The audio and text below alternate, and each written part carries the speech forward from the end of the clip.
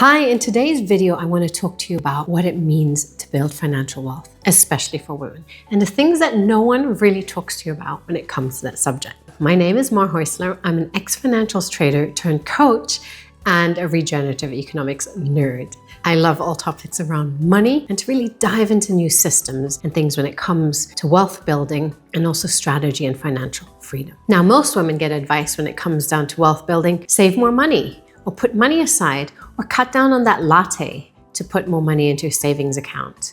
Start investing a little bit. Okay, fine. These are all advice that comes out like the narrative currently in the world with so many people on social media sharing about this. It's great, but I think there's so much more to it. And that's what I want to explore today, because it doesn't just come about the advice on the outside and what to do, but really the mindset that is driven behind it. I recently did an incredible podcast recording that I hope will come out soon and I'll share, where Bayla, she teaches all about value investing, and we had an incredible conversation. But she said this: the first workshop she did, she taught everything about investing, and she realized people were not clicking on the button to invest. So when she re-looked at her methodology, she realized it was about the psychology of money and so much more that we needed to look at before being able to invest and build wealth. And this is exactly where my work comes in and touching upon this. We also want to look at the emotions behind it. What is holding you back? What narrative you have, and the stories you want to rewrite around this. A lot of women feel guilty about charging.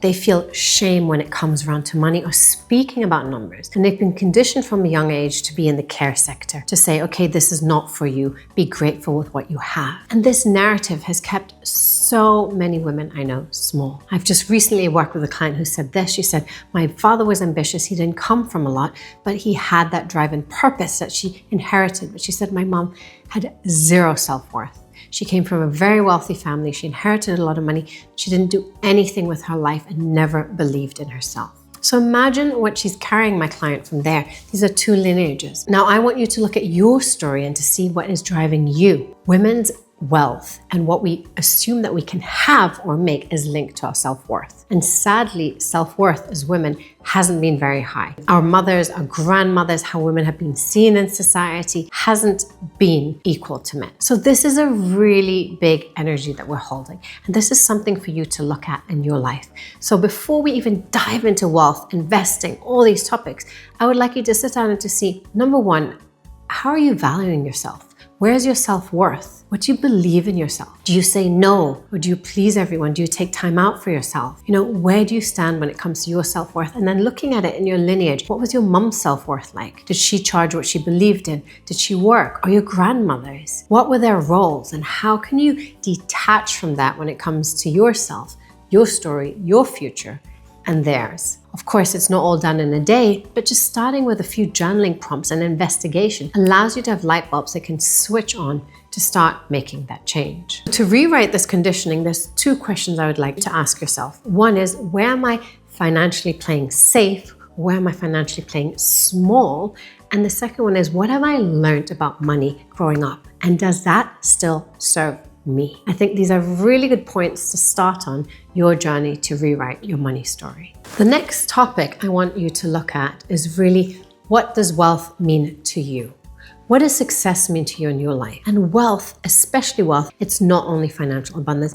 There is so much more to it. There's one narrative that the world tells us, that marketing shows us, the narrative of, you need to have more certain things to make you feel wealthy. But I want you to decouple from that for a moment, to just step back and to say, hey, have I been conditioned by my parents, by society, by expectations? And what does wealth really mean to you? And looking at that, you can look at it through the lens of, what are your values? So what are important things that drive you in your life? Not what did my mom want me to do, or my dad, or what does school expect from me? What are the values of the outside? Now, coming back to you and writing these down for yourself. What are your individual values? What are goals you want to achieve in your life? So these goals can be financial and non-financial. Like, what do you want to dream to create? I had a client who really just wanted, to live a spiritual life, and then realized during his journey, actually, there was something unfulfilled in him. And it was a hotel that he wanted to do. That was a goal that was burning from within. What are your goals? What are things that you can really say, I want to put this into the world. I want to live this. I want to experience this. Write these down for yourself, because these are so individual for you.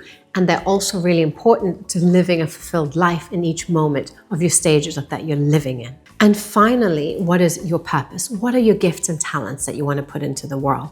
Why were you born here?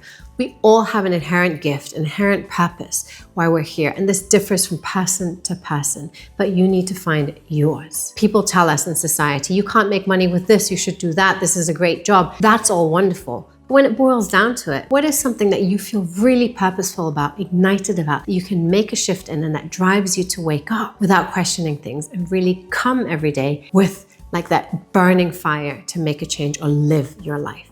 And that's what I want you to tap upon: your values, your goals, and your individual purpose. And none of this can be told from you from the outside. I always say to my clients, it's like we come back to ourselves, we plug up the holes of expectations, societal norms, all of this, and then you decide what you want to do. And you might end up doing all the same things you were doing before. But the question is, what energy is it coming from? Is it you engaging with the world from your center, from your choice?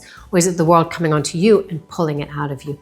That is completely different. So we can still live the same life, the same decisions, but the energy engagement and from the point you start at is a completely different place and shift in the way you lead your life. So it's really about leading your life versus letting others dictate it for you. And then when it comes to the outer steps that you can take to building wealth, there's three main topics around this. And the first one for me is budgeting. It's understanding your numbers. It's understanding where you're at, what you need, the life you're living, and really getting on top of your finances. So taking control of them versus money leading you and you reacting to money. It's you leading your life. And there's value-based budgeting. There's many different ways of budgeting, but knowing where your money is going and deciding it consciously. And that for me is the first step to really getting on top of your finances, controlling them, and knowing what you're doing with your money. Then we can start looking at saving and investing. And really, saving is just to put away an emergency fund, some money aside, which can be a fixed amount that you know that if something happens, you're able to take care of 1, 2, 3 months into the future. The rest of your money should be invested. Now, there's so many different ways to invest money. There's ways to grow money. There's compounded interest to learn about, where money at 7% interest rate doubles every 10 years. There's so much to learn around money and these numbers. How can you invest money? What really is aligned with your values, what you believe in, what asset classes you want to learn about. And there's so much more in this that I don't want to dive right into now, overwhelm you. I've got more videos about it. I've also got a link below where I have an investment course that's really self-explanatory. But this isn't the point here. The point for me really is for you to start exploring investing, to start understanding how money can grow, how money can compound and work for you. So to really have a bigger impact in the world, to have avenues to move towards. How are you earning your money? That's the third point, looking at, could you increase the way you're earning money? Maybe a side hustle, or even demanding a higher pay in the job that you're in. Maybe you haven't been fully realizing your value and stepping up to that. So rewriting those three parts of budgeting, saving and investing, and looking at how your money's entering your life can really make a big difference on building your financial wealth and your landscape. Building financial wealth is a path.